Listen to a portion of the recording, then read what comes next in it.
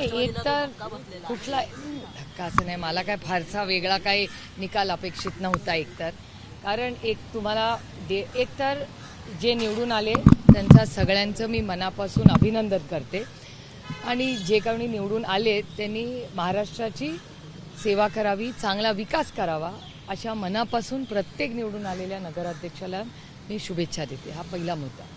दुसरा मुद्दा, महाविकास आघाडीचा जो परफॉर्मन्स राहिलेला आहे, अर्थातच आम्ही त्याचं आत्मचिंतन केलं पाहिजे. पण त्याचबरोबर मी एक डेटा ॲनालिसिस सांगते. मी कुणावरही टीका करत नाही आहे. जो जिता वही सिकंदर, पण आम्ही अनेक वर्ष सत्तेत राहिलो आणि साधारणपणे जो सत्तेत पक्ष असतो, तुम्ही पॅन इंडिया हा डेटा बघा, जो सत्तेत असतो तोच हे लोकल बॉडी इलेक्शन म्हणजे नगरपालिका, छोट्या ह्या ज्या पंचायत ह्याच्यात असतात त्यांचा परफॉर्मन्स नेहमीच चांगला असतो. हा डेटा सांगतो. आणि गमतीचा एक भाग असा, तुम्ही एक कॅल्क्युलेशन करून बघा. मी काल मला डेटा ॲनालाइज करायला खूप आवडतं म्हणून मी हा डेटा ॲनालिसिस करून तुम्हाला सांगते की भारतीय जनता पक्ष वर्सेस ऑल जर तुम्ही केलं, म्हणजे सेना एक केली, राष्ट्रवादी एक केली, काँग्रेस आणि राष्ट्रवादी शेवटी काँग्रेसच आहे, ते 3 एक केले, हे एक केले आणि भारतीय जनता पक्षामध्ये प्युअर भारतीय जनता पक्षाचे किती खरं निवडून, म्हणजे तुमच्याच एका चॅनलवर मी आज सकाळी राजेंची एक साताऱ्याचं सांगितलं की साताऱ्यामध्ये त्यांचा परफॉर्मन्स किती चांगला झाला आहे. हा भारतीय जनता पक्षाचा परफॉर्मन्स नाही आहे, हा राजेंचा परफॉर्मन्स आहे. राजे जेव्हा राष्ट्रवादी काँग्रेस पक्षात होते तेव्हा परफॉर्मन्स साताऱ्याचा चांगला होता, ते आणि आदरणीय पवार साहेबांचा करिश्मा होता.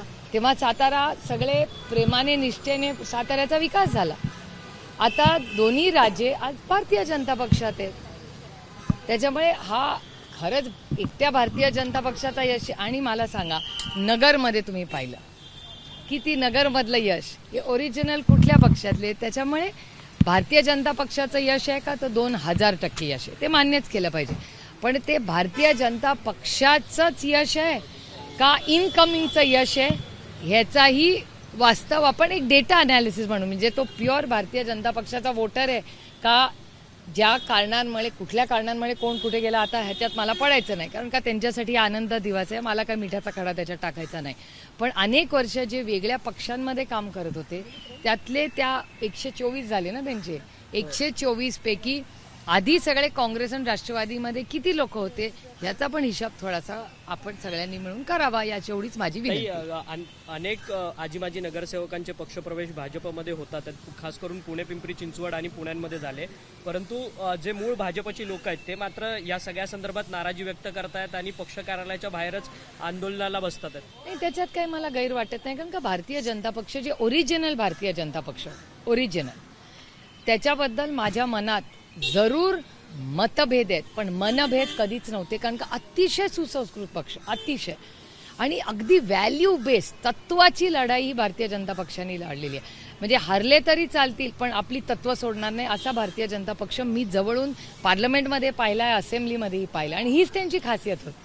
पण आज तुम्ही असं नजर फिरवली भारतीय जनता पक्षावर तर असं वाटतं अरे आता काँग्रेसवाले, आता NCPवाले, आता असं असं असं असं, म्हणजे ज्यांनी सतरंज्या उचलल्या, कष्ट केले, लाट्या खाल्ल्या, ज्यांच्यामुळे आज भारतीय जनता पक्ष इथपर्यंत आहे, ते कार्यकर्ते नाही आहेत ना. आज दुर्दैव आहे की त्या कार्यकर्त्यांना आज कुठे, म्हणजे आज फक्त जो जिंकून येईल, विनेबिलिटी हा एकच एक क्रायटेरिया भारतीय जनता पक्ष, मग तो कुठल्याही पक्षात असू दे त्याला घ्या. साम दाम दंडभेद हा माझा डायलॉग नाही आहे. इलेक्शन कसंही जिंका हा कुणाचा डायलॉग आहे तुम्हाला सगळ्यांना माहिती आहे. मग ठीक आहे, आता ही त्यांनी एक नवीन पद्धत सुरू केलेली आहे, एक नवीन मॉडेल महाराष्ट्राच्या राजकारणात आहे, आणि सगळ्या ज्या गोष्टी आहेत त्याचा एक कर्व आणि एक टर्निंग पॉईंट असतो, तो येईल. आज नाही उद्या, उद्या नाही परवा.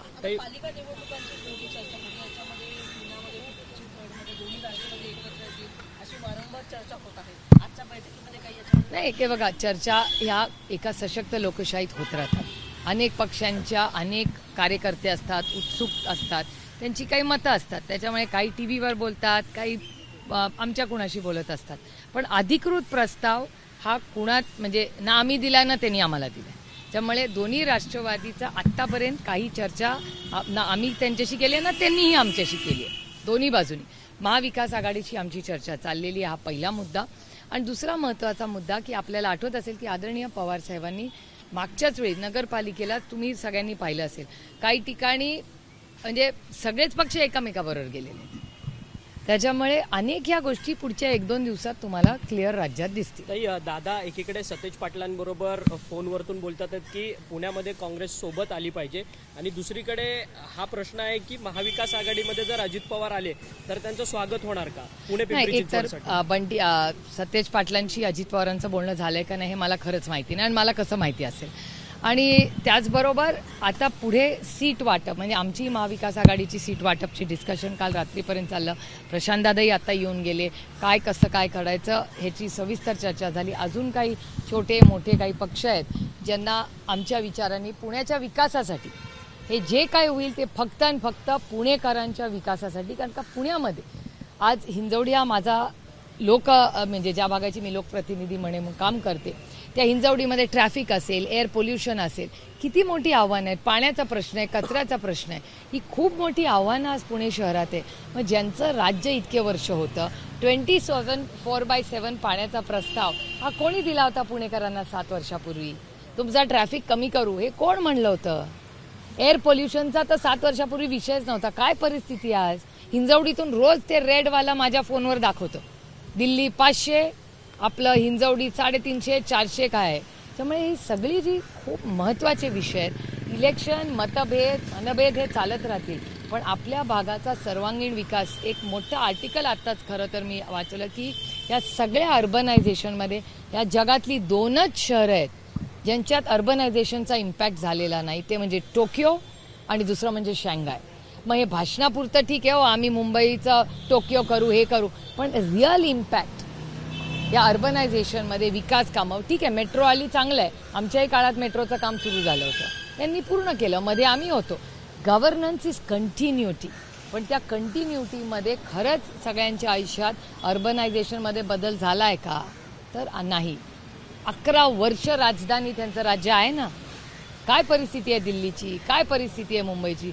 Most polluted city in the world म्हणून दिल्लीची ओळख आहे. त्याच लाईनीमध्ये मुंबई देखील आहे. पुणेही फार मागे नाही. मग या अर्बनायझेशनच्या यांच्या विकास गणितामध्ये हे सगळ्या प्रश्नांचं काय झालं? बेरोजगारी, भ्रष्टाचाराचे आरोप पिंपरी चिंचवड पुण्यात एकट्या मी नाही केलेले. मी तर विरोधक आहे, मी करणारच.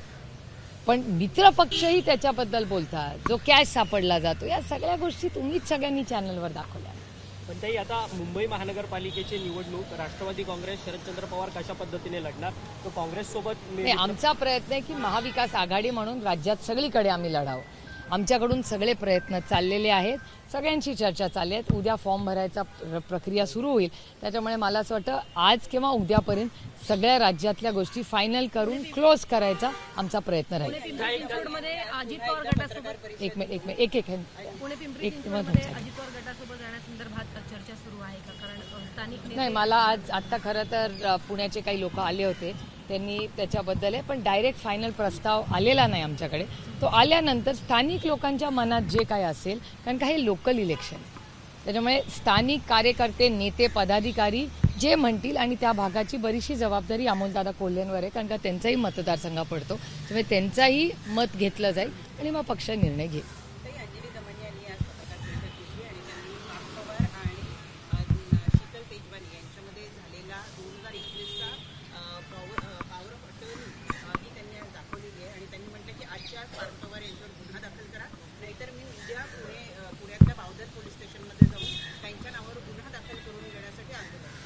नाही, पण पॉवर अटर्नी जर दिली असेल तर ती ऑफिशियली दिली आहे ना. मग त्याच्यात म्हणजे मला त्यातला टेक्निकल अँगल कळला नाही.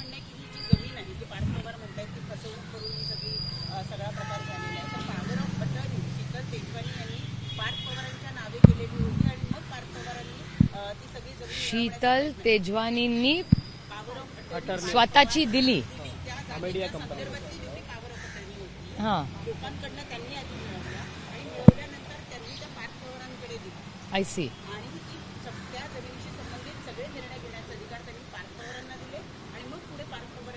असं डॉक्युमेंट आहे. मला असं वाटतं हे डॉक्युमेंट, ती जी इन्क्वायरी चालली आहे ती काहीतरी 1 महिना झाला आहे आणि काहीतरी एक्सटेन्शन दिलं आहे. तर मला असं वाटतं म्हणजे मी यातली तज्ज्ञ नाही, त्याच्यामुळे मला असं वाटतं की ही जी काही कागदपत्रं आहेत ती त्या कमिटीने आपल्याला गाईड करावं की काय. कारण माझी अपेक्षा आहे की ती कमिटी जी आहे ती माननीय मुख्यमंत्र्यांनी स्थापन केली आहे ह्याची पारदर्शक इन्क्वायरी होण्यासाठी. आणि जर अंजलीताईंकडे काही वेगळे डॉक्युमेंट्स असतील तर जरूर त्यांनी ते कमिटीलाही दाखवावे. आणि त्यांचा अभ्यास नेहमी दांडगाच असतो, पण माझा ह्या विषयातला अभ्यास एवढा नाही रेव्हेन्यूचा. त्याच्यामुळे अर्थातच मी त्यांची प्रेस कॉन्फरन्स आजची खरंच नाही पाहिलेली. तुम्ही बघताय मी सकाळपासून, तर मीही त्यांची प्रेस कॉन्फरन्स बघीन. काय त्यांनी आरोप प्रत्यारोप केले त्याचा एक अभ्यास करून मी उद्या तुम्हाला सविस्तर याच्यावर बाईट देईन. ताई, हिंदी में बता दीजिए, कल जो है चुनाव के नतीजे घोषित हुए, आत्मचिंतन के लिए आज बैठक हुई थी. नहीं आत्मचिंतन तो करना ही चाहिए, लेकिन पहले जो चुन के आए मैं उनको बहुत बहुत बधाई देना चाहती हूँ, क्योंकि जो जीता वही सिकंदर. तो बधाई तो दूंगी. और उन सब ने जो चुन के आए उन्होंने महाराष्ट्र के हित में काम करना चाहिए, इतनी उम्मीद रखती हूँ. लेकिन आपने अगर डेटा देखा तो डेटा में आप देखेंगे कि जो हमेशा सत्ता में होता है उसी की ये नगर पालिका, ये जो छोटे इलेक्शंस होते हैं हमेशा उन्हीं की जीत होती है. तो कोई नई बात नहीं है.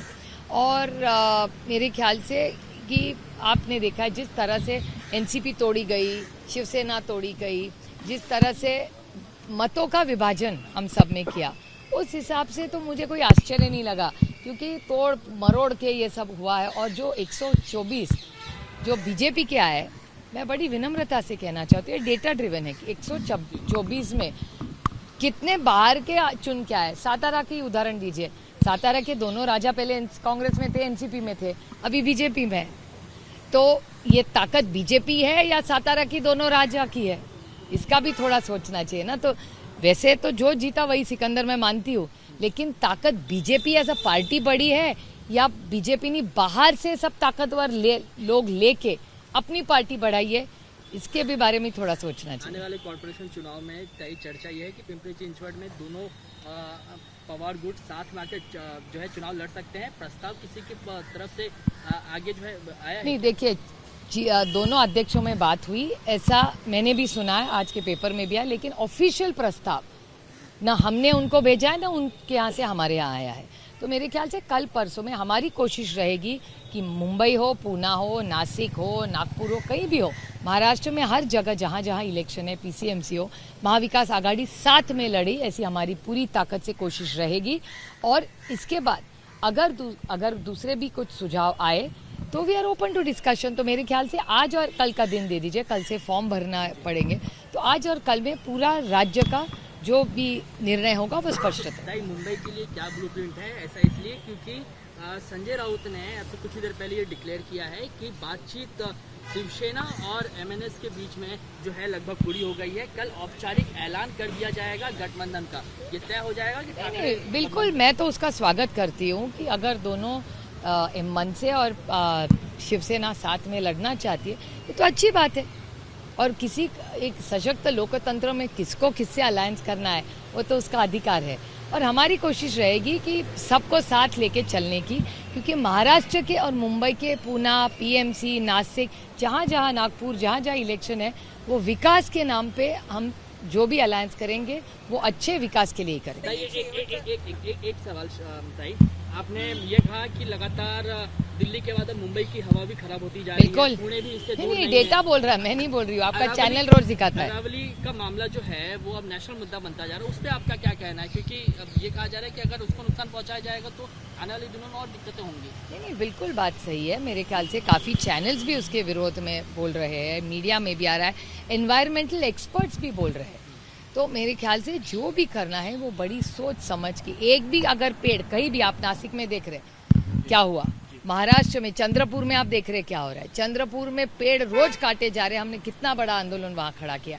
तो हर पेड़ काटने के बाद पहले 10 बार सोचिए, क्योंकि आपके भविष्य, आपके बच्चों का भविष्य इस पेड़ से जुड़ा हुआ है.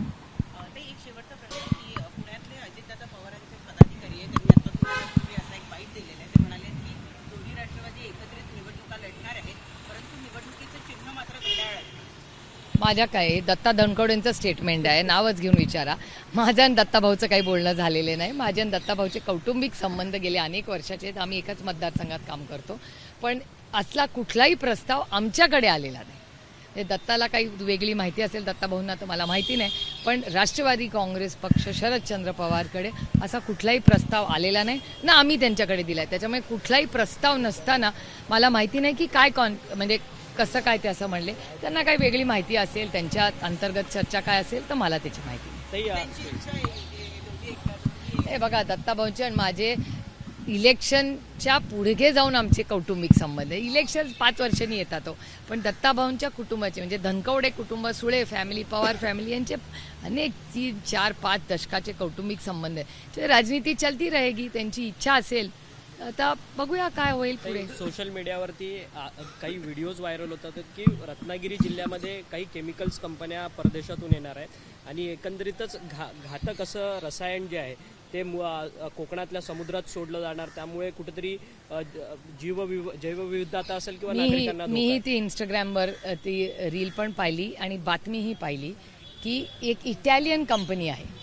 मला आठवत असेल तर हे मी 2-4 दिवसापूर्वीच पाहिलेलं आहे. एक इटॅलियन कंपनी आहे. मी त्याची महाराष्ट्र सरकारला विनंती केली की ह्याची मला माहिती हवी आहे, कारण का कोकणामध्ये माझे जे कोणी सहकारी आहेत त्यांनाही मी विनंती केली आहे की बाबांनो, हे खरंच इन्व्हेस्टमेंट येतं आहे का हे काहीतरी रीलचं AIचं आहे.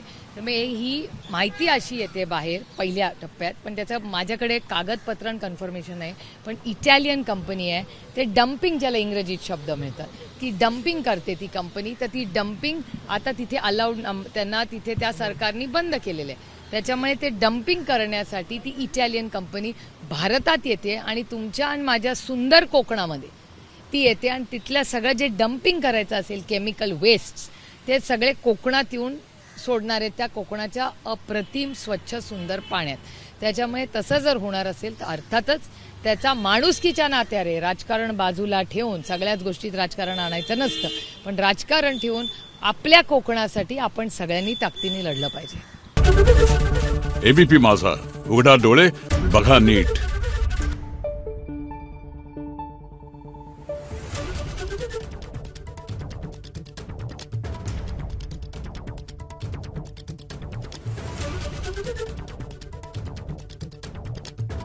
Thank you.